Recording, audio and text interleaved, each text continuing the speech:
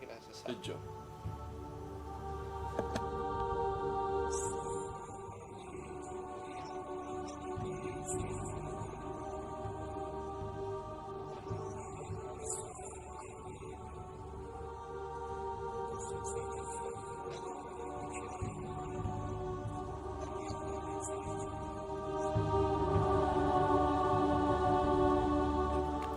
बिस्मिल्लाह शुरू करें। Aló.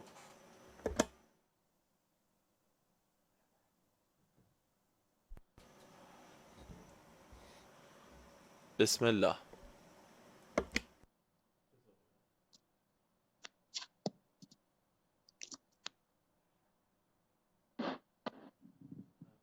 أعوذ بالله السميع العليم من الشيطان اللعين الرجيم بسم الله الرحمن الرحيم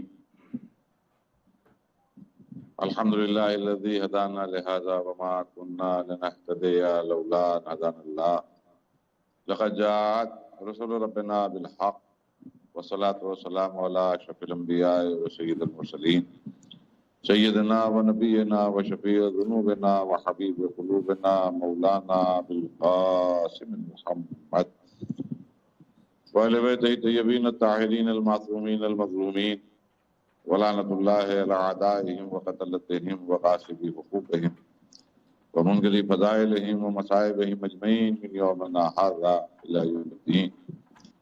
أما بعد فقد قال الله تبارك وتعالى في كتابه المبين وهو أصدق الصادقين وقوله الحق. بسم الله الرحمن الرحيم ربنا اغفر لي ولوالدي وللمؤمنين يوم يقوم الحساب. ناظرین کرام، جمال منتظر جو پروگرام کے تحت یہ تقریر کربلا ٹی وی سے نشر کی جا رہی ہے، اس میں نے آپ کے سامنے قرآن مجید کی ایک آیت کو سرنامہ سخن کے طور پر عرض کیا اور اسی کو اس مختصر سے وقت کے لیے عنوان گفتگو قرار دیا،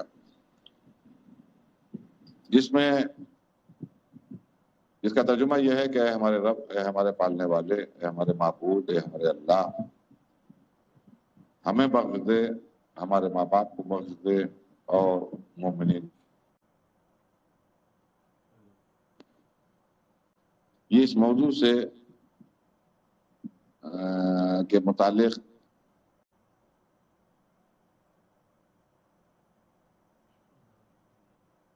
غلط ہے، لیکن میں فقط رب کے لیے آپ کے سامنے یہ بات عرض کر رہا ہوں کہ اس آیت کو میں نے اس لیے سرنامہ سخن کے طور پہ عرض کیا کہ یہ اصلاً تو قرآن مجید کی آیت ہے اور قرآن مجید میں محفوظ ہے، لیکن غور کیا جائے تو اصلاً یہ دعا ہے جناب ابراہیم خلیل اللہ کی، جنہوں نے اپنے معبود کے حضور میں ہاتھوں کو پھیلایا اور اس کے بعد نہ جانے کتنے خلوص سے اس دعا کو اپنے معبود کے حضور میں پیش کیا کہ اللہ نے اسے اتنا پسند کیا کہ قبول تو کیا ہی گئی، ساتھ ساتھ قرآن مجید میں ہمیشہ کے لیے محفوظ کر دیا. آخر کیا سبب ہے کہ جناب ابراہیم علیہ السلام اس دعائیہ کرامات کو اللہ نے اپنی کتاب میں جب جگہ دے دی، جو کتاب صبح قیامت تک بنی نوع انسانی کے لیے ہدایت کے واسطے آ رہی ہو، تو جناب ابراہیم اگر خلیل ہیں، جناب ابراہیم اگر دوست ہیں، اور یہ بنیاد صرف دوستی کی ہے کہ ابراہیم خلیل ہیں، دوست ہیں، دوست خوش ہو جائے گا، چلو اس کے کلام کو قرآن مجید میں جگہ دے دی جائے، تو یہ بات سمجھ میں نہیں آتی. اس کا سبب یہ ہے کہ جناب ابراہیم نے نہ جانے زندگی میں اپنے معبود سے کیا کیا گفتگو کی ہوگی، کیا کیا اس کے حضور میں اپنے معروضات کو پیش کیا ہوگا، اپنے گزارشات کو پیش کیا ہوگا، کس کس انداز میں ایک حبیب، ایک خلیل نے دوسرے سے گفتگو کی ہوگی. یہ اللہ بہتر جانے اور خلیل بہتر جانے. لیکن یہاں پر ہر چیز قرآن مجید میں جگہ نہیں پا پائی. یہ کلمات اگر جگہ پا پائے ہیں تو اس کا سبب کچھ اور ہے. دیکھیے، میں توجہ دلانا چاہ رہا ہوں، اکثر ہم لوگ خدا کو تو مانتے ہیں، لیکن بہت عمدہ جو بات ایک صاحب نے کہی، بہت پیاری انداز بات خطیب نے کہی کہ ہم خدا کو تو مانتے ہیں لیکن خدا کی نہیں مانتے. ہم رسول اللہ کو تو مانتے ہیں لیکن رسول اللہ کی نہیں مانتے. ہم قرآن کو تو مانتے ہیں لیکن قرآن کی نہیں مانتے. اور ہم معصومین علیہ السلام کو تو مانتے ہیں لیکن معصومین علیہ السلام کی نہیں مانتے. اصلاً کوکی کا مسئلہ ہے. جناب ابراہیم کے یہ کلمات اور ہمارا اس دور میں اپنے آخری امام کا انتظار، اس میں ربط یہ ہے کہ جناب ابراہیم نے یہ جو کلمات کہے ہیں یہ کل ملا کر اپنے معبود کے اوپر کامل بھروسے کے کا اعلان ہے. دیکھیے اگر میں اکثر سوچتا ہوں کہ اگر جناب ابراہیم یہ دعا مانگتے کہ ربنا اغفر لی اور اس کے بعد اطمینان سے گھر چلے جاتے اور سوچتے کہ 24 گھنٹے کا موقع اللہ میاں کو دے دیا جائے، اپنے حق میں دعا منگوائی ہے، اور پھر 24 گھنٹے کے بعد دوسرے روز آتے اور پھر آ کے کہتے کہ معبود ایک دعا اور رہ گئی کہ بلے والے دیا میرے ماں باپ کو بھی بخش دے، اور اس کے بعد میں گھر تشریف لے جاتے، پھر تیسرے روز آتے اور کہتے ولی المومنین اور مومنین کو بھی بخش دے. تو شاید یہ کلمات قرآن مجید میں آیت کی حیثیت سے جناب ابراہیم کے نہ پائے جاتے. اس کا سبب یہ ہے کہ جناب ابراہیم نے الگ الگ وقتوں میں دعا نہیں مانگی. یہ ہے کامل بھروسہ. بس یہی رب جو جناب ابراہیم کا اپنے معبود سے ہے، کاش ہم چاہنے والوں کا اپنے امام سے جن کا ہم انتظار کر رہے ہیں ان سے ہو. جناب ابراہیم نے ایک وقت میں 3 دعائیں مانگی، اور دعاؤں کا انداز یہ ہے کہ ربنا اغفر لی، جیسے ہی کہا ربنا اغفر لی ہے ہمارے رب ہمیں بخش دے، تو فوراً یقین ہو گیا اور یقین کامل ہو گیا کہ ہمارے معبود جو سریع رضا ہے، سمیع دعا ہے، جو ارحم الراحمین ہے، جو دعاؤں کا سننے والا ہے، جو قادر مطلق ہے، جس کے اختیار میں سب کچھ ہے، اس نے مجھے معاف کر دیا. جیسے ہی اس بات کا یقین ہوا مجھے بخش دیا کا ولے والے دیا. معبود دوسری گزارش یہ ہے کہ مجھے تو یقین ہے کہ تو نے مجھے بخش دیا لیکن میرے ماں باپ کو بھی بخش دے، اس لیے کہ میں ہرگز یہ پسند نہیں کر سکتا کہ میں تو سکون سے جنت میں جاؤں اور محشر کے ہنگام میں میرے ماں باپ کسی مصیبت سے دوچار ہوں. تو معبود مجھے میرے ماں باپ کو بھی بخش دے. اور جیسے ہی یہ کلمات جناب ابراہیم علیہ السلام کی زبان اقدس پہ جاری ہوئے، فوراً تیسرے دعا آپ نے اپنے اللہ کے حضور میں پیش کر دی، وللمومنین، اور معبود میرے مومنین کو بھی بخش دے. تو ناظرین میں عرض کرنا چاہ رہا ہوں یہ جناب ابراہیم کی دعا جو اکثر ہم دعائے قنوت میں پڑھا کرتے ہیں، اس پہ ہم توجہ نہیں دیتے ہیں، یہ اپنے معبود کے اوپر یقین کامل کا اظہار ہے، اپنے معبود کے اوپر یقین کامل ہے. اور جناب ابراہیم نے دنیا کو بتا دیا کہ معبود اگر مانتے ہو تو یقین کے ساتھ جتنا بھروسہ بڑھتا چلا جائے گا تمہاری دعائیں مستجاب ہوتی چلی جائیں گی. ایک وقت میں 3 دعائیں کیا 300 دعائیں، 3000 دعائیں، 3 لاکھ دعائیں مانگو گے تو وہ قادر مطلق ہے، وہ صاحب کن فیکون ہے، وہ سب دعا ہے، وہ دعاؤں کا سننے والا ہے، وہ تمہاری 3000 3 لاکھ 3 کروڑ دعائیں سن لے گا. لیکن جہاں تم شک کی منزلوں میں آئے کہ معبود یہ دعا قبول ہوئی کہ نہیں ہوئی، معبود پتہ نہیں معبود نے یہ دعا قبول کی کہ نہیں، تو ہو سکتا ہے کہ تمہاری کوئی دعا قبول نہ ہو.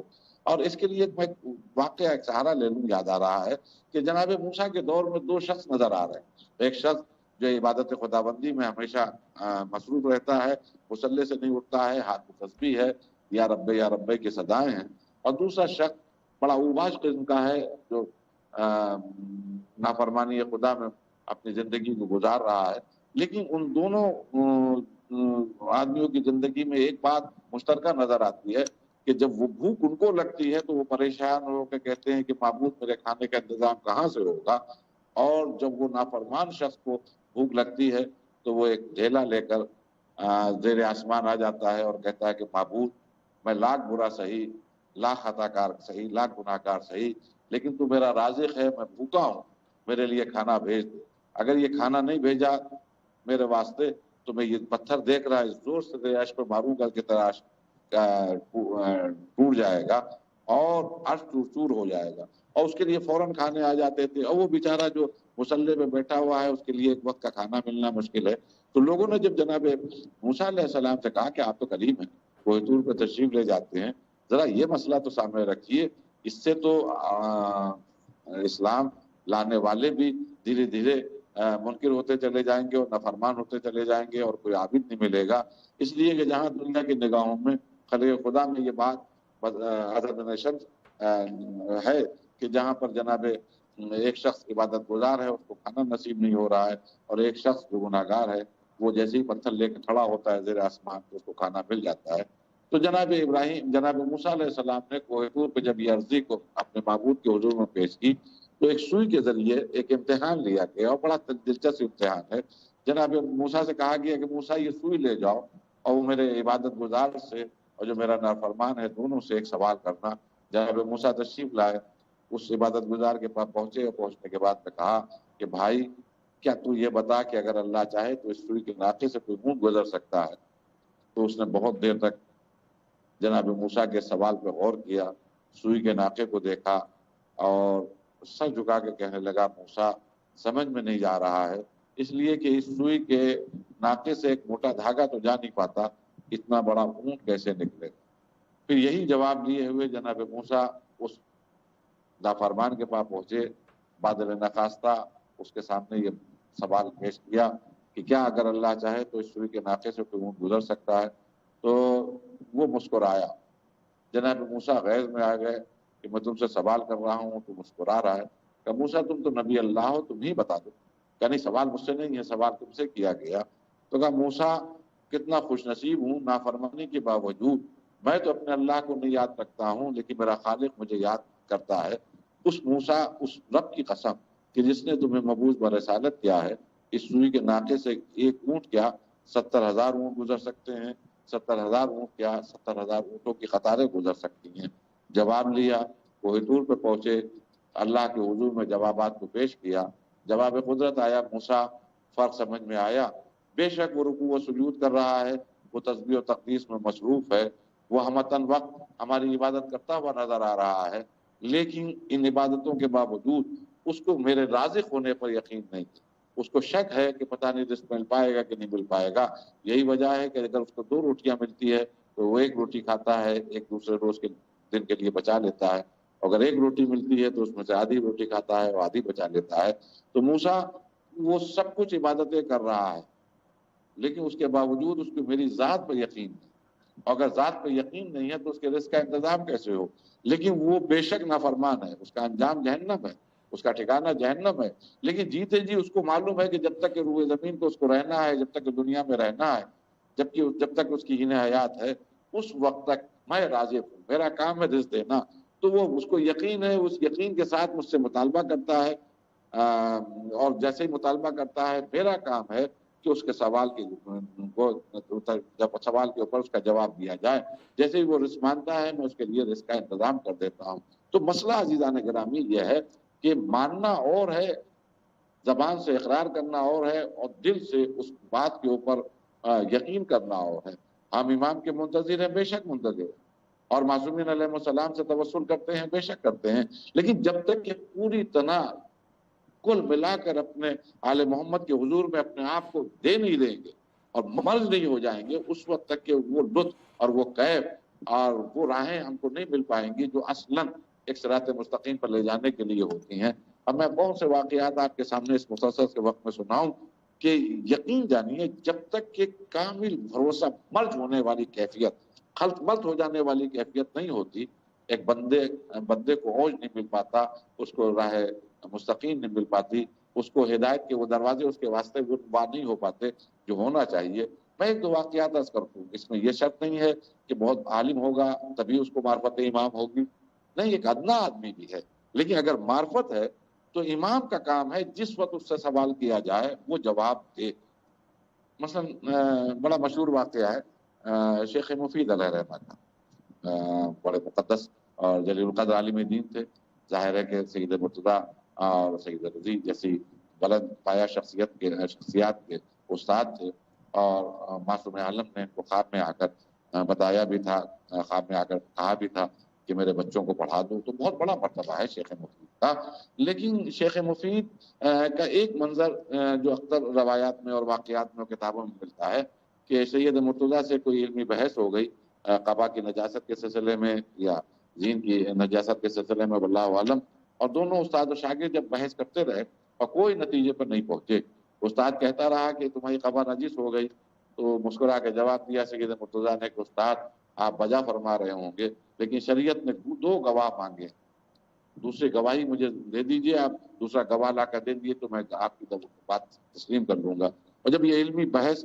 اس نتیجے پر پہنچی کہ چلو حرم اقدس امیر المومنین، اور وہاں مولا سے جا کر کہ حضور میں یہ مسئلے کو رکھا جائے، دیکھیں کہ استاد صحیح ہے کہ شاگرد صحیح ہے، اور حرم اقدس امیر المومنین میں حاضر ہوئے یہ لوگ۔ جناب شیخ مفید نے کہا کہ آقا मैं आपके बेलाल से कह रहा हूँ, सैयद से कह रहा हूँ कि इसकी कब्र नजीस हो गई, लेकिन ये मानने को तैयार नहीं है।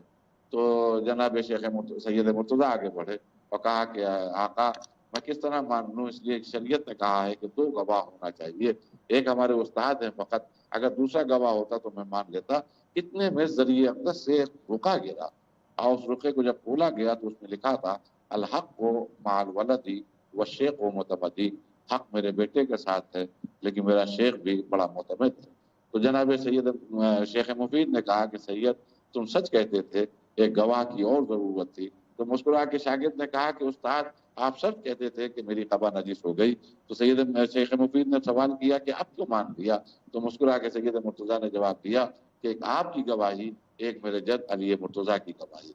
तो कहने का मकसद ये है कि ये तो आलिम व फाजिल लोग थे, ये तो बड़े मुकद्दस माप शख्सियतें थी जो हरम अमीरुल मोमिनीन में पहुंची और जैसे ही सवाल किया तो सवाल के जवाब मिला। लेकिन यहीं पर एक वाकया और मिलता है जो मैंने बुजुर्गों से सुना है, गालिबन किसी किताब में तो नहीं देखा, लेकिन बुजुर्गों ने ये वाकया सुनाया कि एक गरीब आदमी था, एक ज़रूरतमंद यानी अनपढ़ था, लेकिन बस आले मोहम्मद का आशिक था और उसकी ज़िंदगी की एक तमन्ना थी कि किसी तरह अतबात आलियात की ज़ियारत से मुशर्रफ हो जाए। कुछ पैसे जमा किए, जो मीर कारवां था उसको पैसे जमा दिए और कहा भाई जब तुम लोग काफिले की शक्ल में जाना करबला मोहल्ला और नजफ अशरफ तो मुझे भी अपने साथ लेते जाना। तो उन लोगों ने कहा ठीक है। बहरहाल उसके कागजात तैयार कराए गए और उसको भी अपने साथ ज़ियारतों पर ले गए। जब सब जगह की ज़ियारतें हो गई तो बड़ा मशहूर वाकया है कि वो हरम अमीरुल मोमिनीन में आया और वहाँ जब अपने आका और मौला की ज़ियारत कर ली तो बहुत खुश हुआ और जब बाहर निकला तो जितने भी काफिले के लोग खड़े हुए थे उनके हाथों में वो कागजात थे। उस जमाने में जैसा भी कागजात हो, जैसे आजकल पासपोर्ट है, तो कागजात जब सबके हाथों में देखे तो घबरा के उस शख्स ने सवाल किया कि भाइयों ये तुम्हारे हाथों में क्या है, ये कौन से कागज लिए हुए हो? तो मिज़ाहुल मोमिनीन के तौर पर जितने भी काफिले के लोग थे उन्होंने मज़ाहन ये बात कही, कहा कि तुम्हें नहीं मिले बरा? उसका शख्स का नाम था बरा। कहा बरा तुम्हें नहीं मिले? कहा ये है क्या? अरे कहा ये परवाना जन्नत है, ये मौलाए अमीरुल मोमिनीन सलाम ने, हम लोग उनकी इतनी दूर से ज़ियारत करने के लिए आए थे, उनकी तरफ से हमको चलते चलते इनाम मिला है, ये वर्का है जन्नत में ले जाने के लिए। कहा कि इसके माने बरा तुम्हारी ज़ियारत कबूल नहीं हुई वरना तुम्हें भी ये रुका ज़रूर मिलता, ये कागज़ ज़रूर मिलता। अब बेचारा अनपढ़ आदमी था, जाहिल आदमी था, समझ नहीं पाया कि लोग मजाक कर रहे हैं। उस वक्त तो कुछ नहीं बोला बल्कि लेकिन आंखों में आंसू आ गए। कहा भाइयों वाकई मौलाए मुतकियान ने अमीरुल मोमिनीन सलाम ने क्या तुम्हें ये वर्का दिया, ये कागज दिए? कहा तुम्हें नहीं मिला इसके माने तुम्हारी ज़ियारत कबूल नहीं हुई।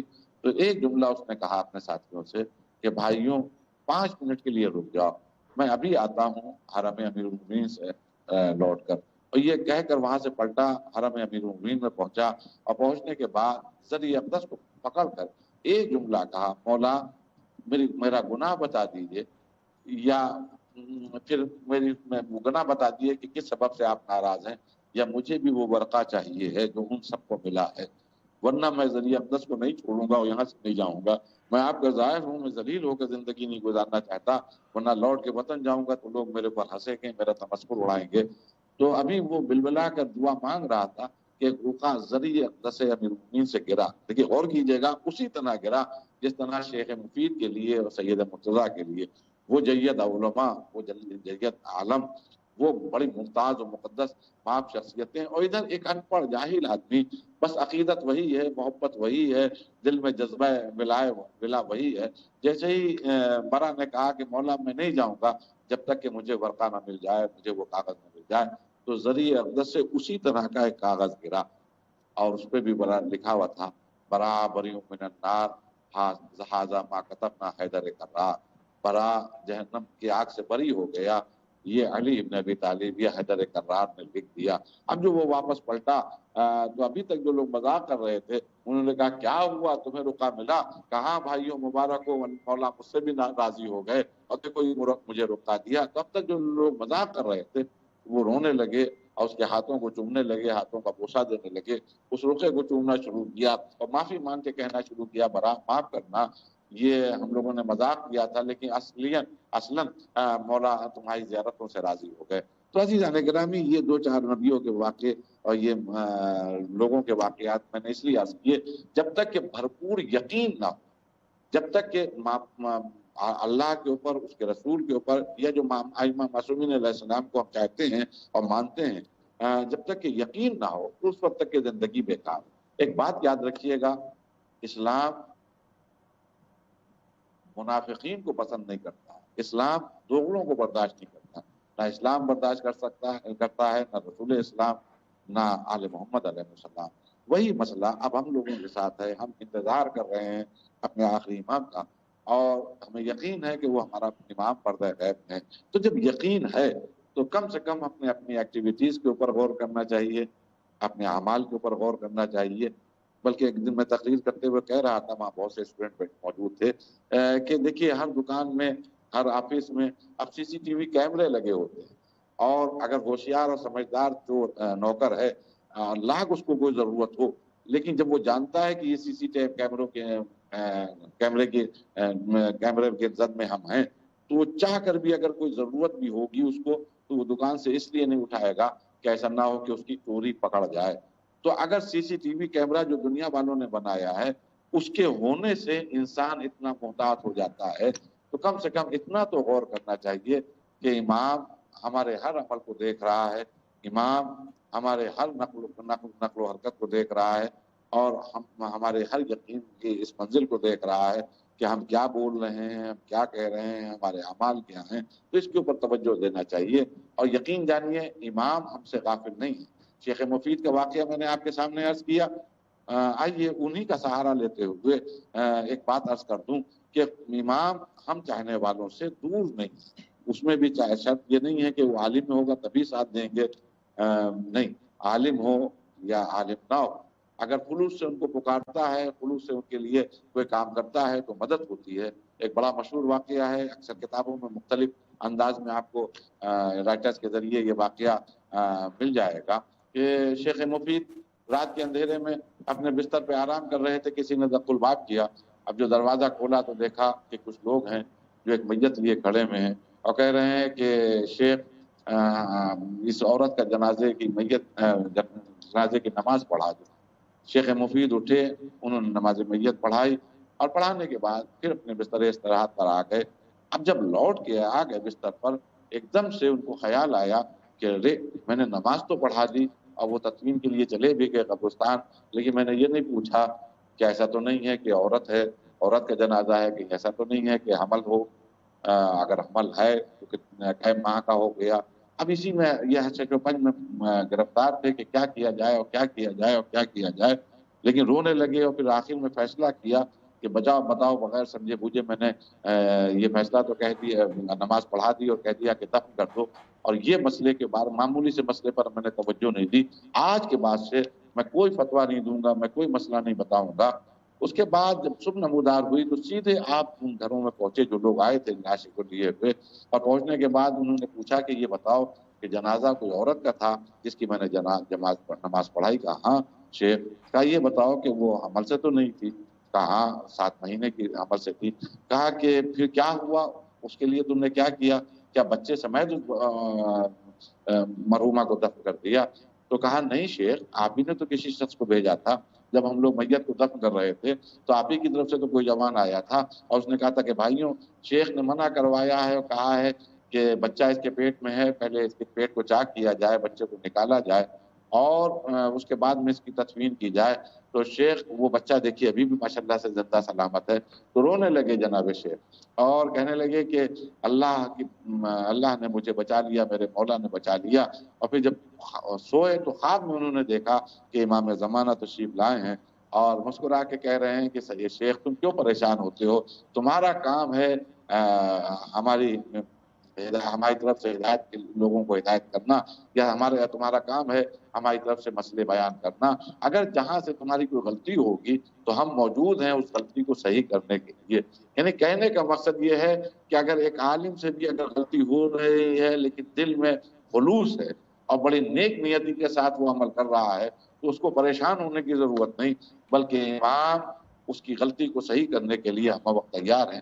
اسی طرح کا شیخ مفید کا واقعہ ہمارے ایک بزرگ لکھنؤ کے تھے، ان کا عرض کرتے ہوئے بات کو مکمل کروں اس لیے کہ وقت بھی ہو گیا ہے۔ سبط حسن صاحب قبلہ اللہ المقامہ بڑی مشہور شخصیت، بڑے پائے کے عالم گزرے ہیں سبط حسن صاحب قبلہ۔ ایک روز وہ مجلس پڑھ رہے تھے اور دوران مجلس خیبر کا واقعہ پڑھنے لگے، اور پھر مولائے متقیان کی تلوار چلی اور مرحب کے 2 ٹکڑے ہوئے، اور پھر تلوار اور آگے بڑھی اور زمین تک پہنچی، اور یہاں تک کہ پر جبرائیل زخمی ہو گیا۔ یہاں تک پڑھتے پڑھتے وہ رکے، اور رکنے کے بعد میں کہنے لگے کہ حضرات میری آج تک سمجھ میں نہیں آتا ہے کہ پر جبرائیل کیسے زخمی ہوا ذوالفقار سے۔ اس کا سبب یہ ہے کہ ذوالفقار بھی اللہ کی طرف سے آئی ہوئی تلوار ہے، مولائے متقیان بھی معصوم ہے، اور جبرائیل بھی معصوم۔ معصوم کو اذیت کیسے دے سکتا ہے؟ معصوم کو ضرر کیسے پہنچا سکتا ہے؟ کیسے پر جبرائیل زخمی ہوا؟ خیر، ہمارا امام پردہ غیب میں موجود ہے، انشاءاللہ مجھے یقین ہے کہ وہ میری ہدایت فرمائے گا۔ یہ کہہ کے ربط مصائب دی اور مجلس تمام کر دی۔ پھر جب گھر تشریف لائے تو ایک خاص وقت میں جب وہ مطالعے کے لیے بیٹھتے تھے اپنے مطالعہ گاہ میں، اپنی لائبریری میں، تو ملازم کو سخت حکم ہوتا تھا، سخت تاکید ہوتی تھی کہ خبردار کوئی بھی شخص یہاں آنے نہ پائے۔ ابھی وہ کتاب لے کر بیٹھے تھے کہ چلمن ہٹی سلام کرتا ہوا ایک نوجوان داخل ہوا، ذرا سا ناگوار گزرا، لیکن سوال کیا کہ سلام کا جواب دیا اور کہا یہ میاں خیریت، کیسے تشریف لانا ہوا؟ کہا مولانا میں آپ کو بہت زیادہ مخل نہیں ہوں گا، آپ کے مطالعے میں بہت زیادہ ڈسٹرب نہیں کروں گا، بس ایک سوال لے کر آیا ہوں، اس سوال کا مولانا جواب دے دیجیے۔ کہا ہاں پوچھیے کون سا سوال ہے؟ کہا یہ بتائیے کہ رسول اللہ کو یمن الذبیحین کیوں کہتے ہیں؟ 2 ذبیحوں کا بیٹا کیوں کہتے ہیں؟ تو مولانا نے جواب دیا کہ اس میں کون سی بات ہے، یہاں جناب سرکار ختمی مرتبت جناب عبداللہ کے بیٹے ہیں اور جناب اسماعیل کے بیٹے ہیں، تو جناب اسماعیل بھی ذبیح اللہ ہیں اور جناب عبداللہ بھی ذبیح اللہ ہیں۔ تو جیسے ہی کہا کہ یہ دونوں ذبیح اللہ ہیں تو اس نوجوان نے کہا کہ یہ بتائیے کیا جناب اسماعیل ذبح ہوئے تھے؟ کیا جناب ذبح ہوئے؟ تو مولانا نے جواب دیا کہ نہیں، ذبح تو نہیں ہوئے تھے، جناب اسماعیل کی جگہ اللہ کی طرف سے دمبا آ گیا تھا، اور جناب عبداللہ کی جگہ 100 اونٹ فدیے کے طور پر دیے گئے تھے۔ تو کہا جب دونوں آدمیوں کی جگہ ذبح ہوئے نہیں، دونوں کی جگہ فدیے پہ اونٹ آ گئے، کہیں پر دمبا آ گیا، پھر ان کو فرزند ذبیحین کیوں کہتے ہیں؟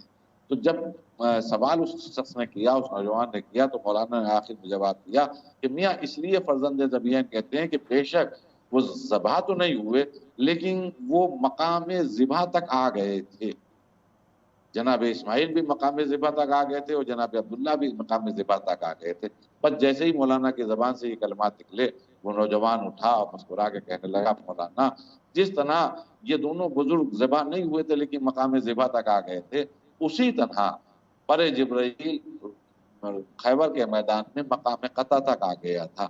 یہ کہا اور اٹھ کے باہر چلا گیا۔ مولانا نے تھوڑی دیر سوچا، پھر اٹھ کے باہر نکلے، باہر ملازم بیٹھا تھا، اس سے ایک سوال کیا کہ میں نے تم سے کہا تھا کہ کوئی آنے نہ پائے، کیسے کوئی آ گیا؟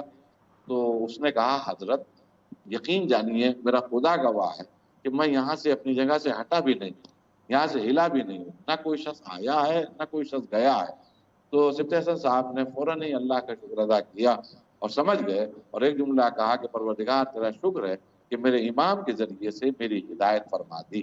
تو کہنے کا مقصد یہ ہے ناظرین کہ اگر ہم کامل بھروسہ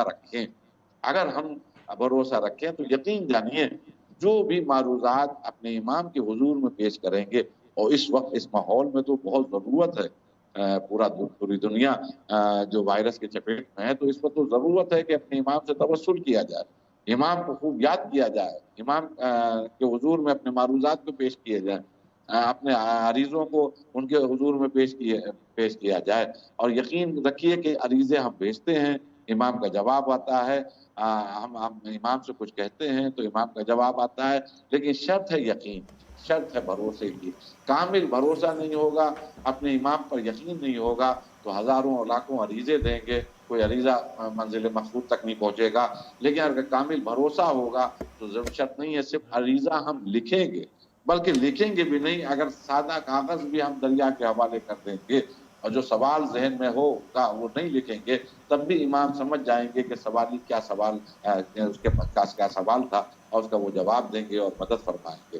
ٹائم ختم۔ اللہ سب کو توفیق دے کہ ہم سب امام کی جس طرح منتظر ہیں، تو اس طرح انتظار کریں کہ جس وقت غیبت کا پردہ ہٹے اور امام علیہ جل اللہ تعالیٰ فرجہ شریف کا ظہور ہو، تو ہم لبیک کہتے ہوئے امام کے طرف بڑھیں اور امام کی امداد کے لیے امام کے لشکر میں ہمارا شمار ہو۔ واخر دعوانا